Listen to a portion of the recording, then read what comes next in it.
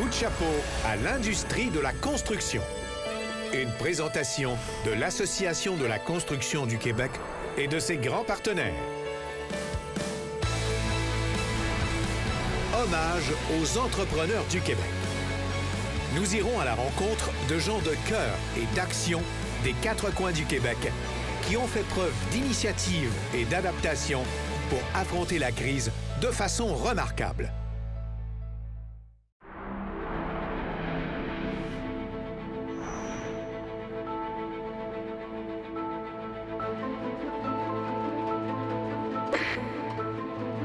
« 27 février 2020. Un premier cas de COVID-19 est déclaré au Québec. Premier cas probable à Montréal. 11 mars. L'Organisation mondiale de la santé qualifie officiellement la propagation de la COVID-19 de pandémie.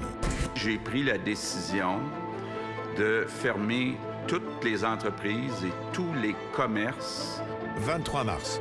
L'Association de la construction du Québec prend acte de la décision du gouvernement de fermer les chantiers de construction au Québec au plus tard, mardi le 24 mars à 23h59. Je sais qu'il y a des entrepreneurs aussi qui ont bâti des entreprises toute leur vie, puis là, ils se disent, est-ce que j'ai tout perdu ce que j'ai bâti? Je m'attendais pas à ça du tout. On était sous le choc. Au départ, c'était vraiment gestion de crise. Tout le monde était dans l'incertitude. L'incertitude est de tous les tourments le plus difficile à supporter. Personne, il n'y a plus personne. Mon âme. Comme vous voyez, là, l'usine est vide derrière nous. Là, c'est à ça que ça ressemblait le 24 mars. Là, il n'y avait personne dans l'usine. Au moment où c'est arrivé, c'est un peu comme tout le Québec. Là. On était sous le choc d'avoir à fermer, de se retourner de bord là, rapidement, se retrouver avec 240 employés sans emploi.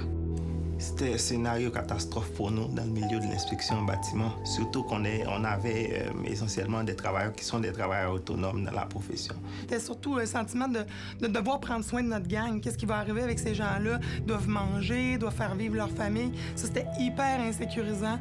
Même si on arrête de travailler, des fois, les salaires peuvent diminuer, mais les factures continuent à rentrer. Donc, il a fallu vite se remettre en selle et de comprendre c'était quoi cette bébête-là, là, puis qu'est-ce qu'il fallait faire pour se protéger. C'est que nous, on connaissait pas ça, le coronavirus, avant. Là. Si tu veux installer sur un chantier les mesures, il faut quand même que tu comprennes pourquoi que ces mesures-là y existent. Il y avait tellement d'informations, on n'était jamais certain si l'information était bonne ou pas. Tout digérer cette information-là qui rentrait, surtout au départ, là, je veux dire, les premières semaines, ça rentrait là, en quantité astronomique. Comment ça fonctionne dans les roulottes? Ça prend-tu vraiment des plexiglas? Ça prend-tu des contreplaqués? Est-ce que ça fait? Fait qu'on avait des mesures qu'on pouvait mettre en place, mais on n'était pas toujours certain que ces mesures-là étaient correctes du point de vue de la santé publique. Les gens de la santé publique, elles nous disaient, nous autres, là, on est comme vous autres, on développe au fur et à mesure. Là. On est en train de construire un avion qui vole dans les airs présentement. Tous les clients qui appellent puis qui veulent savoir qu'est-ce qui arrive avec leur chantier. Donc là, on avait 2 ou 3 jours de mémoire pour réagir avant la fermeture.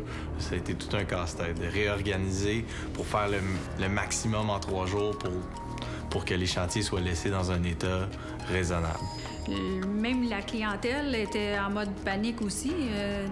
C'était plus que 108 personnes qui déménageaient. Pour le mois de juillet, nous, notre but principal était de livrer à temps. Tout le monde était inquiet. Moi, le premier.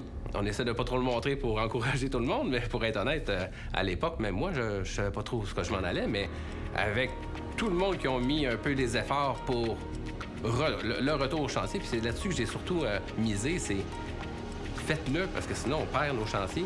Si on perd nos chantiers, on perd nos jobs. Si on perd nos jobs, écoute, la compagnie peut être à risque. Donc, retournons sur les chantiers, montrons l'exemple, parce que c'est pas vrai que l'industrie de la construction va fermer demain matin. Là. Faut pas trouver le problème, il faut trouver la solution. C'est une guerre. Dans le fond, on se bat contre un ennemi qu'on voit pas. C'est pire. On s'est retroussé les manches, puis on prend le taureau par les cornes. On a réussi à faire embarquer tout le monde. On a su réagir à temps et de la bonne façon. Ce n'est pas le plus fort de l'espèce qui survit, ni le plus intelligent. C'est celui qui sait le mieux s'adapter au changement.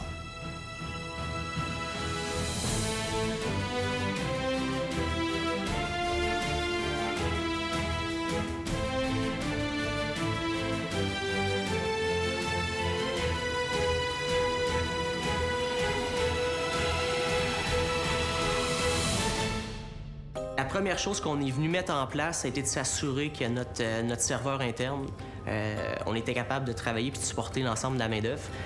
Suite à ça, tout ce qui était gestion de projet, transfert infonuagique. Nous, ça faisait déjà plusieurs journées qu'on suivait la situation, fait qu'on s'était préparé en conséquence. On arrivait déjà avec des idées pour nos employés, pour les aider financièrement, pour les aider au niveau des assurances. On a mis en place, évidemment, le télétravail pour tous les employés de bureau. Fait qu'il a fallu acheter du matériel informatique, il a fallu équiper tout le monde avec les nouveaux logiciels de Teams, Zoom, etc., se familiariser avec ça. On a eu un comité qui a été mis en place très rapidement pour étudier la panoplie d'informations qui ont été véhiculées par les instances gouvernementaux. On a offert un cartable d'informations à nos employés. Beaucoup des informations qu'on a utilisées provenaient de l'ACQ. Donc, que ce soit au niveau des mesures sanitaires, au niveau des directives de la santé publique. En fait, de notre côté, on a tout de suite commencé à travailler sur l'élaboration d'un protocole d'intervention qui allait être applicable à nos inspecteurs. C'était de s'assurer qu'ils ne prennent pas le virus d'une maison puis qu'ils le transfèrent dans une autre maison. La semaine avant que ça recommence, on a fait le tour de tous les chantiers. Je suis allée sur tous les chantiers personnellement, mettre en place l'affichage, mettre des flèches par terre, installer des plexiglas où c'était nécessaire, des lavabos extérieurs où est-ce qu'on en avait besoin. C'était quand même un bon défi parce qu'on avait près de 1000 travailleurs à gérer sur l'ensemble de nos projets. Quand on a réintégré les chantiers, on devait faire l'accueil à chacun des gens, poser les questions, etc., etc. C'est là qu'on a eu des fils, qu'on s'est ramassé avec des fils de 1 kilomètre de long là, à l'extérieur. Tous les gens respectaient la distanciation sociale, etc. Les travailleurs avaient leur masque. On a développé un code barre pour l'accès journalier des travailleurs. Chaque chantier a son code barre spécifique. On a développé un code QR qui permet aux travailleurs de pouvoir répondre aux questions de la santé publique avec leur téléphone. Quand on est arrivé au code QR, ça a été tout qu'un défi parce qu'en réalité, du jour au lendemain, on doit contrôler nos travailleurs, savoir exactement qui est sur notre chantier. Puis ça, c'est pas... On n'a pas 2 mois, on n'a pas un budget extravagant pour le faire. Ça s'est fait en 48 heures, le jour, soir, nuit. Du jour au lendemain, il fallait que ces codes QR-là soient non seulement fonctionnels, que ça envoie des alertes à savoir si le travailleur ou pas peut rentrer au chantier, autant à nos contremaîtres qu'à l'agent SST qui est là, de le faire sur tous nos chantiers à l'ensemble de la province. On était fatigués, on était épuisés, mais quand on a cliqué sur Enter et que ça a fonctionné, là, ça a été tout qu'un feeling. Hein. Il y avait une différence de palier d'alerte entre l'Abitibi et les régions, par exemple, comme Montréal et le Saguenay-Lac-Saint-Jean. On a des sous-traitants qui venaient de ces régions-là. Et on a aussi des travailleurs qui devaient se rendre pour travailler en zone rouge. Donc, qu'est-ce qu'on fait avec eux autres? On voulait socialement avoir une responsabilité pour ne pas propager le virus dans la ville au retour des travailleurs ou encore que nos travailleurs tombent malades en allant dans les zones rouges. Aucune période de confinement pour nous. En fait, on a multiplié le travail. On a dû se déplacer dans tous les hôpitaux, tous les CHSLD, les CLSC, entre la Côte-de-Beaupré puis Saint-Raymond-de-Portneuf.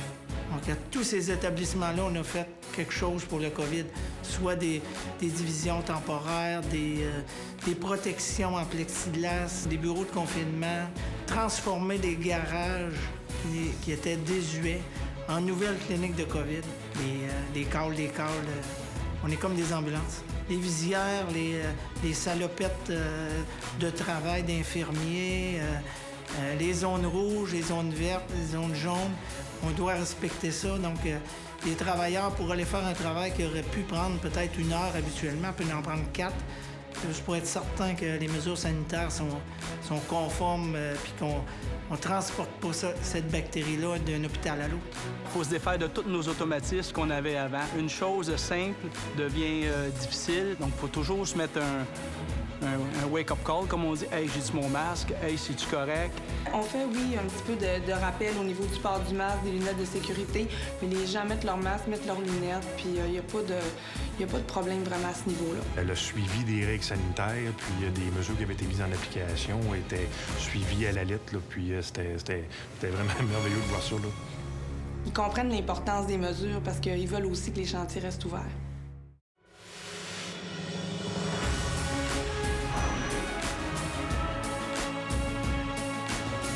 Il fallait penser à nos travailleurs qui étaient tout seuls chez eux. Avec quoi je pourrais aider l'industrie? On avait encouragé 4-5 entreprises locales. Pourquoi pas en redonner une partie ou un morceau à la communauté? La clé est d'essayer d'aider les autres.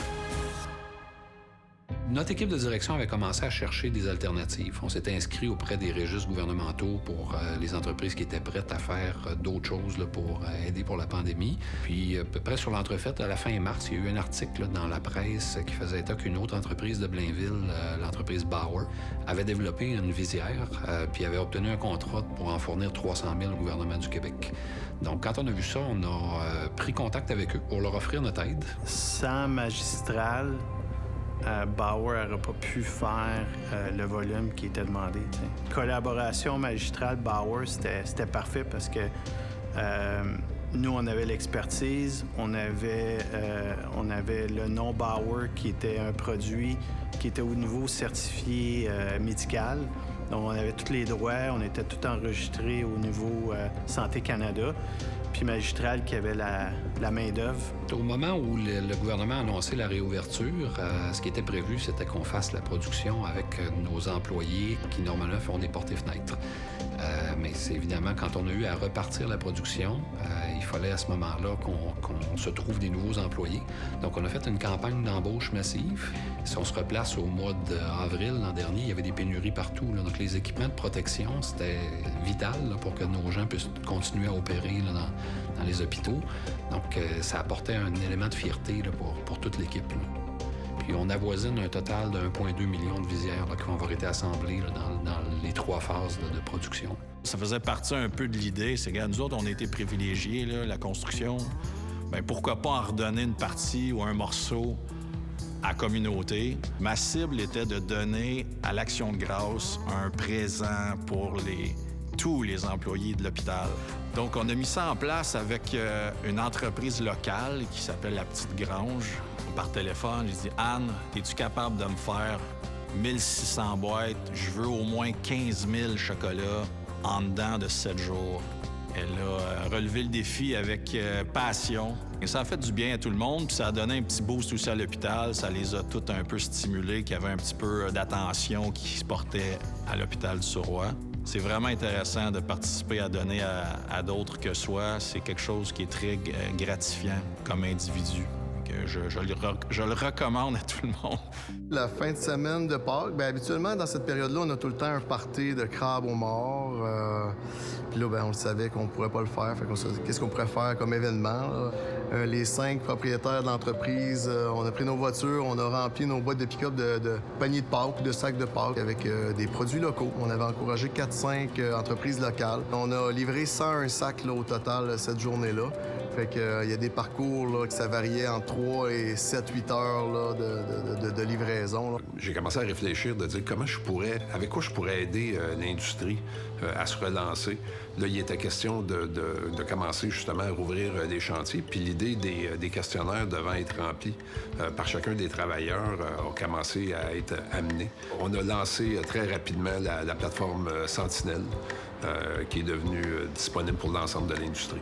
Quand tu développes quelque chose qui sert, c'est là que ta récompense, c'est ça. On a décidé de faire un achat massif d'outils pour éviter la passation sur les chantiers. Fait que là, on s'assurait que tous nos travailleurs avaient au moins un ensemble d'outils propres à eux, qu'ils pouvaient travailler avec, sans être obligés de désinfecter à tous les jours, sans savoir si quelqu'un l'avait utilisé. C'est un gros investissement, mais ça a rassuré beaucoup là, nos employés. On a fabriqué nous-mêmes stations de lavage, bornes de sécurité avec les Purel. On a pris des stations sanitaires qui existaient déjà, mais on les a mis sur une remorque. On a fait aussi les roulottes de chantier qu'on a toutes réaménagées afin que ça respecte les mesures de la santé publique. On avait toutes les demandes de sanitaire. Là. En rentrant, il y avait des lavabos avec l'eau chaude. Des distanciations de tout le monde, des barricades. On avait des escaliers pour monter, un escalier pour descendre. On avait juste des sens uniques pour les travailleurs. On a mis en place un système de séparateur dans nos véhicules. Donc, ça permet d'avoir une personne supplémentaire par camion. Donc, c'est significatif dans des chantiers éloignés où c'est utile des fois d'amener les véhicules. Donc, pour pas être obligé de dédoubler le nombre de camions, bien, avec cette barrière-là, ça nous permet d'en sauver 1, 2, 3 par chantier des fois. La direction s'est rapidement mobilisée afin de créer un kit COVID-19. Ce kit-là comprenait plusieurs choses, dont du désinfectant à main, des gants de nitrile, des visières, même des lingettes pour désinfecter les outils.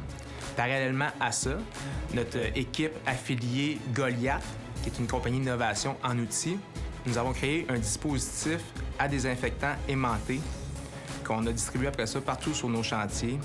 On pouvait les mettre sur nos bakers, sur nos coffres, sur les cordes de porte. On a fait une vidéo qui expliquait aux employés pour le retour au travail qu'est-ce qu'il allait avoir à appliquer comme mesure pour la COVID sur les chantiers. La vidéo qu'on a faite a été autant utile pour les travailleurs que pour nos sous-traitants.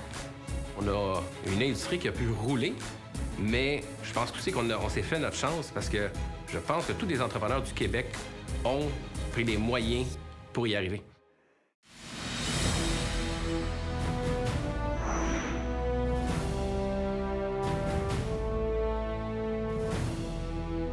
« 2020 a été riche en rebondissements. Elle nous a mis à l'épreuve, mais notre résilience et notre cœur à l'ouvrage nous ont fait rebondir.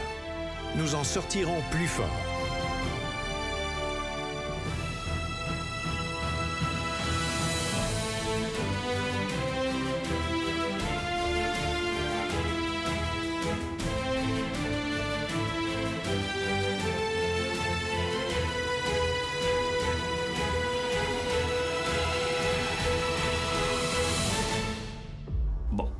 On va pas dire qu'on est heureux que c'est arrivé parce qu'avec toutes les morts que ça a causé, toutes les familles que ça a fait pleurer au Québec et ailleurs, on peut pas s'en réjouir. Mais définitivement, c'est une expérience qu'on va pouvoir bâtir là-dessus. On l'a vu avec la deuxième vague. Regarde, c'était facile pour nos inspecteurs de continuer à travailler sans être inquiets. Je penserais pas qu'on va vivre ça bien souvent dans notre vie. On va l'avoir vécu, on va être prêt à des choses beaucoup plus difficiles. Ce qui nous tue pas nous rend plus forts. On a su démontrer à nos clients qu'ils pouvaient compter sur nous autres. On est capable de soulever des défis qu'on savait pas. Ça a permis d'améliorer la question sanitaire sur les chantiers. Je veux dire, moi, il y a 20 ans, je mangeais mon sandwich avec les mains noires. C'est le ménage de nos roulottes de chantier. Tu sais, je te dis pas qu'on était à l'envers avant, mais on est encore mieux qu'on l'était, par contre. Là. On avait des mauvais réflexes avant qu'on pensait pas nécessairement. Juste tourner les pages d'un contrat. On avait tendance à se licher le doigt pour tourner la page, mais c'est des choses qu'on peut plus faire aujourd'hui. Ça nous a permis de faire un virage à 180 degrés entre ce qu'on faisait physiquement et ce qu'on a fait virtuellement. De plus en plus, toutes les choses passent en mobilité, toutes les choses passent au niveau de l'info nuagique. Et la pandémie va probablement avoir accéléré ce processus de transformation-là d'une dizaine d'années. Ne serait-ce que le télétravail. Cette pandémie-là va avoir forcé les organisations à adopter la transformation numérique maintenant. Et c'est quelque chose qui n'aura pas de retour en arrière. C'est le fun parce que là, on est comme sur une vague, puis on continue. C'est pas parce que le COVID, on est à mi-chemin, qu'on se dit, bon, ben là, on a pogné un tempo, c'est correct, on poursuit. Nous, on en profite pour avoir une courbe en innovation qui est exponentielle dans toutes les facettes de l'entreprise. Ça fut une fierté de pouvoir dire que je fais partie d'une entreprise qui a réussi là, un exploit comme ça se peut pas, de livrer autant de logements en si peu de temps. Sincèrement, mon agent de mesures préventives, je trouve que c'était une très bonne idée, puis on est très fiers de ça. D'avoir pensé à cette idée-là, d'avoir mis de l'avant, ça, c'est une belle réalisation pour nous. Moi, ma fierté, c'est que on est capable, avec des belles façons, de convaincre le monde, d'embarquer.